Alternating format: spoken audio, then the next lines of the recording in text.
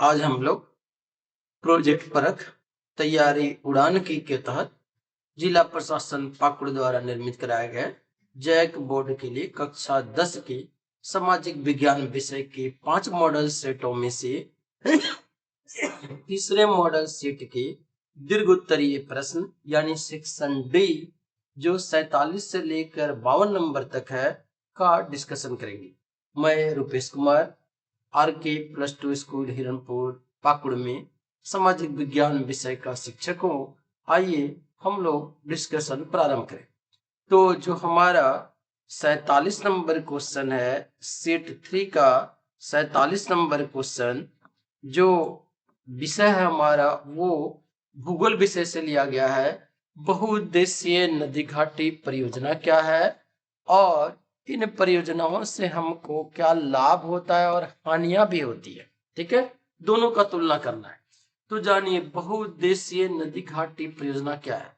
वह परियोजना जिनके बहु मतलब वह अनेक, उद्देश्य मतलब उद्देश्यों को लेकर नदियों की घाटी में जो परियोजनाएं विकसित की जाती है। परियोजना मतलब नहीं समझे आप, सामान्य तौर पर समझिए जो बांध बनाए जाते हैं बड़े से, तो उसको हम लोग कहते हैं बहुउद्देशीय नदी घाटी परियोजना। बहुउद्देशीय नदी घाटी परियोजना से क्या क्या उद्देश्य हो सकता है, जैसे बाढ़ नियंत्रण, यानी जो नदी में बरसात के मौसम में निचले इलाके में बाढ़ आ जाता था, नदी का पानी फैल जाता था, ऊपर में बांध बनाकर रोक दिए और गर्मी में धीरे धीरे छोड़ेंगे तो बाढ़ नियंत्रण हो गया। गर्मी में धीरे धीरे नहरों के जरिए छोड़ेंगे, सिंचाई का व्यवस्था मिलेगा। विद्युत उत्पादन होगा, यानी पानी को गिराएंगे तो जल विद्युत टरबाइन को वो घुमाएगा, जल विद्युत उत्पादन होगा। बांध है बड़ा सा, उसमें छोटा छोटा मछली छोड़ दिए, आपके खाने के लिए मछली बड़ा हो गया, यानी मछली पालन होगा। ठीक है, पिकनिक मनाने हम लोग जाएंगे, घूमने जाएंगे डैम पर, यानी पर्यटन को बढ़ावा मिलेगा। इसीलिए हम लोग ये सब जो बाढ़ नियंत्रण, सिंचाई, विद्युत उत्पादन, मछली पालन आदि होता है, इसलिए हम लोग इसको बहुउद्देशीय नदी घाटी परियोजना कहते हैं। तो हम लोग जो बहुउद्देशीय नदी घाटी परियोजना है इसका लाभ हुआ बाढ़ नियंत्रण, सिंचाई का व्यवस्था, है ना, जल विद्युत का उत्पादन, मछली पालन, नौकायान और घरेलू और औद्योगिक कार्यों के लिए इसके जलों का उपयोग भी किया जा सकता है। बहुउद्देशीय नदी घाटी परियोजना से जो लाभ होता है, इसी लाभ को देखकर जवाहरलाल नेहरू इसको आधुनिक भारत का मंदिर कहे थे। ठीक, लेकिन खाली लाभ ही नहीं होता, हानियां भी होती है बहुउद्देशीय नदी घाटी परियोजना से। मान लीजिए नदी में पानी बहता और बहने नहीं दिए, उसको रोक दिए, तो क्या होगा, जो मिट्टी सब बह कर आया वो तलछट में जमा हो गया, तो नदियों का प्राकृतिक बहाव क्या हो जाएगा, रुक जाता है। ठीक है मान लीजिए वही खाली नहीं है नदियों का, नदी में बहुत सारा पानी एक जगह पर बांध बनाकर जमा कर दिए, और अगर रात को या दिने को अचानक वो डैम टूट गया तो नीचे वाला सब लोग चल जाएंगे बहकर समुद्र में, है ना। तो ये हानियां है, एक तो है कि नहीं, पीछे वाला को। अब मान ले जो नदी में उस जगह बांध बनाए बड़ा सा, बहुत सारा पेड़ को काटना पड़ेगा क्योंकि वहां पर डैम बनाएंगे हम, पर्यावरण को हानि है। ठीक है, वहां पर जो मान ले जो लोग ऊपरी इलाका में थोड़ा थे जिनका घर था, अब नदी का चूंकि डैम का पानी होगा बड़ा सा, उनका घर विस्थापित हो जाता है, तो ये विस्थापन का समस्या है। तो यानी जो हानियां है, प्राकृतिक बहाव रुक जाता है नदियों का, भूमि निम्नीकरण होता है, पानी बहुत ज्यादा है तो भूकंप आने की संभावना, वहां भार ज्यादा है, भूकंप आने की संभावना बढ़ जाती है, जल जनित बीमारियां होती है, प्रदूषण होता है, वनों की कटाई होती है, मृदा और वनस्पति का अपघटन होता है, और गांव के लोग विस्थापित हो जाते हैं। ठीक, अगला क्वेश्चन पर आते हैं हम लोग 48 नंबर क्वेश्चन पर। 48 नंबर क्वेश्चन है हमारा सौर ऊर्जा क्या है और भारत में सौर ऊर्जा का भविष्य उज्जवल है कैसे, ये आपको बताना है। तो हमारा सौर ऊर्जा क्या है, यानी सूर्य ऊर्जा का एक विशाल स्रोत है। ठीक ना, सूर्य ऊर्जा का एक विशाल स्रोत है। सूर्य में नाभिकीय संलयन की प्रक्रिया होती है, जान लीजिए सब हम लोग फिजिक्स में पढ़ेंगे जाकर। सूर्य में नाभिकीय संलयन की प्रक्रिया होती है जिसके कारण सूर्य हमेशा जलता रहता है। ठीक, और हाइड्रोजन हीलियम गैस में बदलते रहता है। तो सूर्य से हम लोग को देखते हैं अच्छा धूप बहुत ज्यादा हो रहा है, रोशनी, सबसे बड़ा वेपर लाइट सूर्य है। तो ये जो सूर्य ऊर्जा का विशाल स्रोत है, सूर्य से जो मिलने वाला ऊर्जा है उसको हम लोग सौर ऊर्जा कहते हैं। यह एक नवीकरणीय ऊर्जा स्रोत है, आज दिया फिर कल भी देगा, कोई आपको हानि नहीं है, खत्म हो गया ऐसा कोई समस्या नहीं है, अभी करोड़ों वर्षों तक चलता रहेगा सूर्य। तो ये एक नवीकरणीय ऊर्जा स्रोत है। अब हम लोग जाने भारत में सौर ऊर्जा का भविष्य कैसा है या उज्जवल है कि नहीं है। तो चूंकि भारत हम लोग उष्णकटिबंधीय देश में आते हैं, हमारे यहाँ का जलवायु गर्म है, सूर्य की किरणें सीधी पड़ती है, ठीक। तो जब सूर्य की किरणें हमारे यहाँ लगभग सीधी पड़ती है तो हमारे यहाँ सौर ऊर्जा उत्पादन का बहुत ज्यादा संभावना है, यानी उत्पादन क्षमता की अधिक संभावना है। खास कर किन किन स्टेट में सौर ऊर्जा उत्पादन का संभावना है, राजस्थान में, गुजरात में, महाराष्ट्र में, मध्य प्रदेश जैसे राज्यों में, ठीक। नवीकरणीय स्रोत है तो हम लोग इसका बार बार प्रयोग कर सकते हैं। अभी सोलर प्लेट लगाकर दिखते हैं, अलग अलग जगह पर लगाया जा रहा है, बहुत सारा रेलवे स्टेशन में देखिए बहुत बड़ा सोलर प्लेट लगाया गया है और पूरा रेलवे स्टेशन पर बिजली यही सोलर ऊर्जा से मिलता है। तो कई लोगों को उसमें रोजगार मिला है, तो इससे रोजगार का अवसर भी बढ़ता है। और यह एक स्वच्छ स्रोत है, सोलर प्लेट से सौर ऊर्जा से कोई हानिकारक गैसें नहीं निकल रही है, जिससे हमारा पर्यावरण को भी कोई प्रदूषण नहीं होता है। इन्हीं विभिन्न लाभों को देखते हुए सरकारों द्वारा सोलर पार्क योजना, जिसको हम लोग कहते हैं पीएम कुसुम, तथा राष्ट्रीय सौर मिशन जैसे कार्यक्रमों को बढ़ावा दिया गया और जगह जगह पर सोलर ऊर्जा लगाने पर जोर दिया जा रहा है। भारत में सौर ऊर्जा के उज्जवल भविष्य को देखते हुए 2030 ईस्वी तक 280 गीगावाट उत्पादन का लक्ष्य रखा गया है। अगले क्वेश्चन पर आते हैं हम लोग। 49 नंबर क्वेश्चन है प्रथम विश्व युद्ध से। प्रथम विश्व युद्ध यूरोप में लड़ा गया, लेकिन उसका प्रभाव पूरे विश्व पर पड़ा। रे विश्व पर नहीं पड़ता तो हम लोग इसको विश्व युद्ध क्यों कहते? जनरली यूरोप में लड़ाई तो शुरू हुआ यूरोप में ही, लेकिन प्रभाव पूरे विश्व पर, क्योंकि यूरोप के विभिन्न देशों का उपनिवेश था विश्व पर और धीरे धीरे खिंचकर पूरा विश्व लगभग लड़ा। विश्व के कई देश लड़े, विभिन्न महाद्वीपों के लोगों को लड़ाया गया, इसीलिए इस युद्ध को कहते हैं हम लोग प्रथम विश्व युद्ध। तो प्रथम विश्व युद्ध लड़ा गया कब से कब तक? तो यहाँ पे प्रथम विश्व युद्ध हुआ हमारा 1914 से लेकर 1918 ईस्वी तक चला, है ना। खास कर प्रथम विश्व युद्ध का तात्कालिक कारण था सेराजेवो हत्याकांड। ऑस्ट्रिया के युवराज थे जो सेराजेवो में हत्या कर दिया गया सेराजेवो का। तो ये जो इस युद्ध के प्रभाव से न केवल यूरोप बल्कि पूरे विश्व में अनुभव किए गए। क्या क्या अनुभव किया गया? तो युद्ध के कारण जो प्रथम विश्व युद्ध का परिणाम में हम लोग क्या अनुभव किया गया? तो ये चीज हुआ कि जो रूसी साम्राज्य था, जो जर्मन साम्राज्य था और जो ऑटोमन साम्राज्य था, ऑटोमन साम्राज्य था तुर्की में, जान लिए, रूस और जर्मनी तो आप जान गए, ऑटोमन साम्राज्य था तुर्की में, ठीक। तो ये सब जो साम्राज्य था, इन सभी साम्राज्य टूट गया। ऑटोमन साम्राज्य कहाँ था? तो तुर्की में। तो ये सभी साम्राज्य टूट गया और कई साम्राज्यों का पतन हुआ। तो कई नए राष्ट्र जो उससे अलग अलग होकर बने, उसमें कई नए राष्ट्रों ने का उदय हुआ, ठीक है, या फिर से निर्धारण हुआ। युद्ध में कहीं भी युद्ध होगा तो व्यापक जनहानि होगी। कई भारतीय सैनिक भी मारे गए, लाखों में मारे गए। तो ये जो भारतीय सैनिक या अन्य विश्व के कहीं के भी सैनिक मारे गए, बहुत लोग हताहत हुए, किसी का पैर कट गया, किसी का हाथ कट गया, बहुत बुरा असर पड़ा इसका समाज पर, मरने वाले के परिवार पर, और कई देशों का सामाजिक ताना बाना ही बिगड़ गया, ठीक।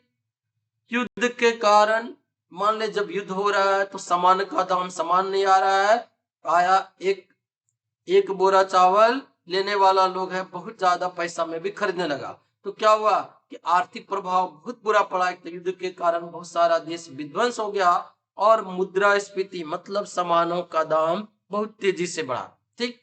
कई देशों में युद्ध के कारण आर्थिक तबाही हो गई, जिससे उसको बढ़ने में बहुत लंबा समय लगा। युद्ध का राजनीति का विचारधारा पर भी गहरा प्रभाव पड़ा। जानिए रूसी क्रांति हुआ कब? 1917 ईस्वी में, ठीक। लेनिन के नेतृत्व में, व्लादिमीर इलिच लेनिन के नेतृत्व में। और रूस में पहले साम्यवादी राज्य की स्थापना की गई। ठीक, लेनिन के नेतृत्व में हुआ और पहला साम्यवादी राज्य बना, यानी रूसी क्रांति हुआ और उसके कारण विश्व में साम्यवाद का उदय हुआ। ठीक, ये साम्यवाद प्रथम विश्व युद्ध का एक ऐसा परिवर्तनकारी घटना था जो दुनिया के कई देशों में धीरे धीरे साम्यवाद के प्रति झुकाव बढ़ा, यानी साम्यवाद का प्रभाव बढ़ा। 50 नंबर क्वेश्चन पर आए, उपभोक्ता संरक्षण अधिनियम 1986 से आप क्या समझते हैं? ठीक है, तो उपभोक्ता संरक्षण अधिनियम 1986 शॉर्ट में कहते हैं हम लोग इसको कोपरा। ठीक, कोपरा, जानिए 1986 ईस्वी से पहले भारत में उपभोक्ताओं की सुरक्षा के लिए कोई कानून नहीं था। कानून का तो हमको जरूरत था, लंबे समय से मांग कर रहे थे। तो ये जो मांग कर रहे थे सरकार द्वारा, उसको 1986 ईस्वी में कोपरा एक्ट यानी जो हमारा उपभोक्ता संरक्षण अधिनियम बनाया गया, वो बनाकर भारतीयों के हितों का यानी भारतीय उपभोक्ताओं के हितों को बचाया गया। तो बोला उपभोक्ता संरक्षण अधिनियम एक प्रकार का सरकारी नियंत्रण है जो उपभोक्ताओं के हितों की रक्षा करता है। बाजार में उपभोक्ताओं को शोषण से बचाने के लिए पहले कोई कानूनी व्यवस्था नहीं थी। लंबे समय तक उपभोक्ताओं का शोषण उत्पादकों तथा विक्रेताओं द्वारा किया जाता रहा। अरे जाते हैं हम लोग खरीदने, दुकान से खरीदे, अभी घर गए देखे सामान खराब है थोड़ा, जाते हैं दुकान में, बहुत बार दुकानदार कहता है मेरा दुकान से लिया था, तुम कौन दुकान से लाया, कब ले गया था, बोलो, है ना, ये मेरा दुकान का नहीं, मेरा तो दुकान में ठीक था, तुम्हारा घर में जाकर कैसे खराब हो गया। तो ये पहले जो है जब कानूनी व्यवस्था उपलब्ध नहीं था तो पहले उत्पादकों द्वारा उपभोक्ताओं का शोषण किया जाता था। लेकिन इसी शोषण से बचाने के लिए सरकार द्वारा 1986 ईस्वी में कोपरा लाया गया। ठीक ना, इन्हीं से बचाने के लिए सरकार द्वारा 1986 ईस्वी में कोपरा लाया गया। कोपरा मतलब उपभोक्ता संरक्षण अधिनियम बनाना पड़ा। क्या हुआ, प्रावधान है इसमें क्षतिपूरक, यानी अगर उपभोक्ता को कोई क्षति होता है उसका पूर्ति करना पड़ेगा। संरचनात्मक, यानी उपभोक्ता को संरक्षण का व्यवस्था मिलेगा, और अगर नहीं मानते हैं तो कानून में दंड का भी प्रावधान है, दंडात्मक प्रकृति का है। उपभोक्ताओं के अधिकारों को प्रोत्साहित करने के लिए जिला स्तर पर, राज्य स्तर पर और राष्ट्रीय स्तर पर, कितना स्तर हुआ, 3 स्तर, जिला, राज्य और राष्ट्रीय स्तर पर उपभोक्ता सुरक्षा परिषद की स्थापना की गई है। मान लीजिए आप खरीदे फ्रिज, दे दिया गड़बड़, 2 दिन बाद नहीं चल रहा, अभी वारंटी है, आप क्या कीजिएगा, जाइएगा पहले जिला उपभोक्ता सुरक्षा परिषद में, वहां डिमांड करेंगे, दुकानदार को बुलाया जाएगा, बदल दीजिए। वहां पर मान ली किसी कारण बस हार गए राज्य में, राज्य से फिर आगे राष्ट्रीय स्तर पर, विवादों का सरल और सस्ता निपटारा के लिए 3 स्तर पर, जिला स्तर पर, राज्य स्तर पर और राष्ट्रीय स्तर पर उपभोक्ता अदालतें जिसको कहते हैं, यानी त्रिस्तरीय न्यायिक तंत्र की स्थापना की गई है। अगले क्वेश्चन की ओर आते हैं हम लोग। 51 नंबर क्वेश्चन है हमारा, अर्थशास्त्र विषय से वैश्वीकरण से आप क्या समझते हैं? ठीक ना, और वैश्वीकरण का प्रभाव एक समान नहीं है, इस कथन की व्याख्या कीजिए। यानी वैश्वीकरण यानी विभिन्न देशों के बीच परस्पर संबंध और तीव्र एकीकरण की प्रक्रिया को वैश्वीकरण कहते हैं। किसको कहते हैं? तो विभिन्न, पहले आज से 50 साल 100 साल पहले ऐसा नहीं था। आज हम लोग विश्व एक गांव में बदल गया। मैंने अमेरिका में जो रिसर्च हुआ, छोड़ दीजिए, ट्रंप पर गोली चला आपको तुरंत पता हो जाता है। मतलब इस तरीके का व्यवस्था हो गया। एक विश्व में, अमेरिका में आया एप्पल का मोबाइल, भारत में भी तुरंत दूसरा दिन लॉन्च हो गया। पहले आज से 50 साल 100 साल पहले क्या होता था? 50 साल पहले, 30-40 साल पहले जो चीज,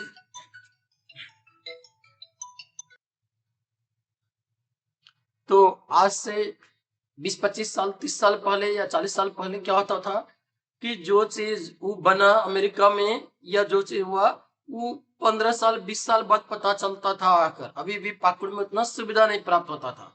तो ये जो विश्व एक गांव के तरह बदल गया मतलब विश्व के विभिन्न देशों के बीच में एकीकरण का प्रक्रिया बहुत ज्यादा हो गया। जो सामान आपको यहाँ मिलेगा वही अरब में भी मिलेगा, वही अफ्रीका में भी मिलेगा, वही अमेरिका में भी मिलेगा। तो ये जो विभिन्न देशों के बीच परस्पर संबंध और तीव्र एकीकरण की प्रक्रिया को हम लोग क्या कहते हैं? वैश्वीकरण कहते हैं। लेकिन वैश्वीकरण का प्रभाव सबों पर एक समान नहीं है। जानिए, जो लोग अमीर हैं, जो लोग बड़े देशों में, जो लोग विकसित देशों में रहते हैं, जो विकसित समाज है, समुदाय है, उस पर उसका प्रभाव बहुत अच्छा पड़ा है। और जो गरीब है देश, या जो देश कहें अभी भी बहुत दूर है, उस तरह का प्राकृतिक उसके पास भंडार नहीं है, उस पर प्रभाव उसका कम पड़ा है, वो ज्यादा डेवलप नहीं कर पाया। तो बोला क्या चीज है वैश्वीकरण का प्रभाव? देखें, प्राकृतिक संसाधनों की उपलब्धता। जिन देशों के पास प्राकृतिक संसाधन है वो उसका ज्यादा लाभ कमा सकते हैं। आया मोटर गाड़ी भरने लगे पेट्रोल डीजल, अरब देश को जानते नहीं थे, जानिए उतना, तो क्या हो गया, अरब देशों का डिमांड ज्यादा बढ़ गया, क्योंकि डीजल पेट्रोल उसी के पास है, तेल बेच बेच कर पैसा कमाए। अरे छोड़िए, अपने यहाँ थोड़ा सा प्रभाव देखें, अमड़ा पड़ा को उतना नहीं जानते थे, कोयला निकला, 1000 डंपर चलता है आज वहां पर जाकर, मैंने हाईवा चलता है हम लोग देखे। तो ये जो चीज हुआ कि जो प्राकृतिक संसाधन थे, जहां पर दोहन होने लगा, वहां बहुत ज्यादा विकास का प्रक्रिया बढ़ा, तो उसको लाभ मिला बहुत ज्यादा। यानी जहां खनिज तेल गैस के भंडार वाले देश थे, वो विश्व व्यापार में बहुत लाभ कमा पाए, ठीक ना। जहां वो नहीं था प्राकृतिक संसाधन, वो उतना लाभ नहीं कमा पाए, वहां उतना ज्यादा वैश्वीकरण का प्रभाव नहीं पड़ा। आर्थिक संरचनाएं, जो विकसित और विकासशील देशों के बीच आर्थिक असमानता एक बड़ा कारण है। विकसित देश और विकासशील देशों के बीच आर्थिक असमानता, अमेरिका में है, मानिए वहां सब लोग प्लेन से जा रहे हैं, हम लोगों के यहाँ प्लेन पर चढ़ गया एक बार जिंदगी में, गधा जन्म छूट गया, है ना मतलब। तो ये जो विकसित और विकासशील देशों के बीच है आर्थिक असमानता है, तो विकसित देशों को बहुत ज्यादा लाभ मिला वैश्वीकरण का। जो सामान हुआ तुरंत उड़कर अमेरिका तुरंत इलाज कराने पहुंच गए। मैंने कहने मतलब है जो विकसित देश थे, लेकिन उसके पास क्यों क्यों था? क्योंकि उसके पास बेहतर इंफ्रास्ट्रक्चर है, शिक्षा का व्यवस्था बढ़िया है, तकनीकी बढ़िया है। विकासशील देशों के पास या अविकसित देशों के पास संसाधनों का कमी है, इसीलिए वो लाभ का मात्रा सीमित रहता है। ऐसे समझिए, नहीं समझ में आ रहा हम लोग समझे ऐसे कि मान लिया जिसके पास बहुत ज्यादा पैसा है, वो चला गया पढ़ने मेडिकल इंजीनियरिंग बड़ा सा, कोई अच्छा स्टूडेंट भी है थोड़ा, लेकिन पैसा बहुत ज्यादा नहीं है, वो अमेरिका पढ़ने नहीं जा सका। तो ऐसा नहीं था वो खराब था, लेकिन संसाधनों का अभाव था, जिसके कारण वो पिछड़ गया, है ना। उसी प्रकार से जिसकी आर्थिक संरचनाएं बेहतर थी, जो देश धनी थे, उनका इंफ्रास्ट्रक्चर बहुत बढ़िया था, उसको बहुत लाभ मिला। जिसका इंफ्रास्ट्रक्चर कमजोर था उसको लाभ कम मिला। मौका तथा संसाधनों तक पहुंच, वैश्वीकरण का लाभ उन कंपनियों को ज्यादा मिलता है जो संसाधनों, तकनीक और अंतरराष्ट्रीय बाजारों तक पहुंच रखते हैं। इसके विपरीत अगर ग्रामीण और पिछड़े क्षेत्रों में रहने वाले लोग हों, तो उसको लाभ बहुत कम मिलता है वैश्वीकरण का। शिक्षा और कौशल स्तर जानिए, वैश्वीकरण के तहत हम बताए तकनीकी का स्तर देखिए, इंडियन इंजीनियर पढ़ पढ़ कर बहुत सारा सुनते हैं, अमेरिका जाता है, जापान जाता है, लोग अलग अलग जगह, चीन जाते हैं और देश जाते हैं। क्यों? कि शिक्षा और कौशल का स्तर उनका ज्यादा बढ़िया हुआ। तो जिन लोगों को शिक्षा और कौशल बढ़िया हुआ, यानी डॉक्टर आदि बहुत ज्यादा कमा रहे हैं, उसी प्रकार से जहां ये लोग ज्यादा हुए उसको लाभ बहुत मिल रहा है। और जहां ये सब चीजें पिछड़ गई, शिक्षा और कौशल का स्तर कम रहा, तकनीकी ज्ञान कम रहा, उनको बहुत हानि उठाना पड़ रहा है। वहां का सामान सब कह तरह से खोद खोद कर बना बना कर जो लोग पढ़े लिखे हैं, जो तकनीकी वाले हैं, वो ले जा रहे हैं अपने यहाँ, तो उसको हानि हो गया। आए 52 नंबर क्वेश्चन पर, शासन के संघीय और एकात्मक स्वरूपों में क्या क्या मुख्य अंतर है? उदाहरणों के माध्यम से स्पष्ट कीजिए। जानिए, संघीय स्वरूप और एकात्मक स्वरूप। संघीय शासन का मतलब वो हुआ जिसमें राज्य शक्ति के वितरण में केंद्र से हिस्सेदारी रखता है। एकात्मक शासन माने एक ही हाथ में शासन, माने संघ के हाथ में शासन है, राज्य को जो आदेश दे रहा है वो करना है, जो काम सौंपेगा वो करना है। तो संघीय शासन में क्या होता है, हमारा संघ और केंद्र सरकार के बीच, जो केंद्र सरकार और राज्यों के बीच शक्तियों का बंटवारा होता है। एकात्मक में क्या है? एकात्मक में एक ही हाथ में शासन सत्ता है ना। एकात्मक में क्या है कि शासन के सभी शक्तियां केंद्र के पास होती है। संघीय शासन में राज्य सरकार के पास अपनी, जाने अपना देश हमारा संघात्मक व्यवस्था वाला है, हालांकि भारत राज्यों का संघ है तो संघात्मक है। संघ में अलग सरकार है, राज्यों में अलग सरकार है, दोनों का शक्तियां संविधान में वर्णित है। राज्य सरकार केंद्र के प्रति जवाबदेह नहीं है, राज्य सरकार का अपना जवाबदेही है। तो यानी संघीय शासन में राज्य सरकार के पास अपनी शक्तियां होती है और वो केंद्र के प्रति जवाबदेह नहीं होती।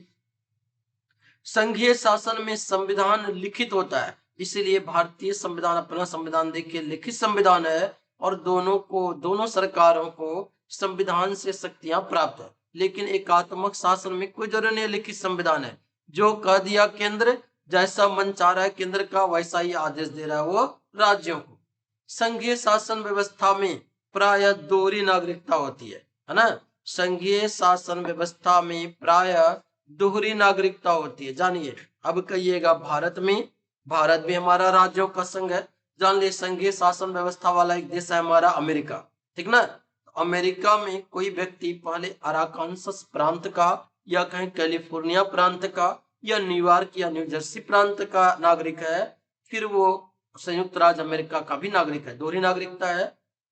लेकिन भारत हमारा एक अपवाद है, हमारे यहाँ पर संघात्मक व्यवस्था तो है लेकिन हम सभी लोग भारत के नागरिक हैं। झारखंड के वासी हैं, बिहार के वासी हो सकते हैं, ठीक ना, झारखंड के वासी हैं, नागरिक नहीं है। यानी भारत अपवाद है एक तरह का, यहाँ लिखा हुआ है एकहरी नागरिकता है। लेकिन संघ में क्या होता है, हमारा दोहरी नागरिकता होता है, जिसमें राज्य व्यक्ति जो है वो राज्य का भी नागरिक होता है और संघ का भी नागरिक होता है। जैसे बताए, हमारा अमेरिका में लोग राज्य का भी नागरिक है और संयुक्त राज्य अमेरिका का भी नागरिक है। मान ली कोई न्यूयॉर्क प्रांत का है तो न्यूयॉर्क का नागरिक है और वो संयुक्त राज्य अमेरिका का भी नागरिक है।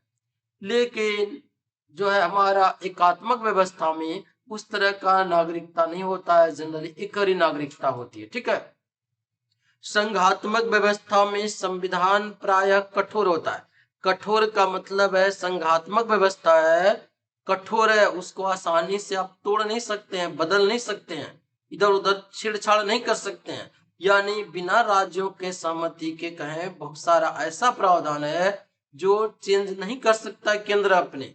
लेकिन एकात्मक व्यवस्था में संविधान क्या है, प्राय लचीला होता है। लचीला मन जिधर मन चाहे उधरे केंद्र नवा दिया, है ना, उधरे केंद्र झुका दिया, जो मन चाह केंद्र का वैसा ही नियम बना दिए। संघात्मक शासन व्यवस्था वाले देशों के उदाहरण है भारत, अमेरिका आदि, जबकि एकात्मक शासन व्यवस्था वाले देशों के उदाहरण है इंग्लैंड, फ्रांस आदि। आशा करते हैं आप लोगों को मेरा ये वीडियो पसंद आएगा। पसंद आए तो लाइक करें, अवश्य करें।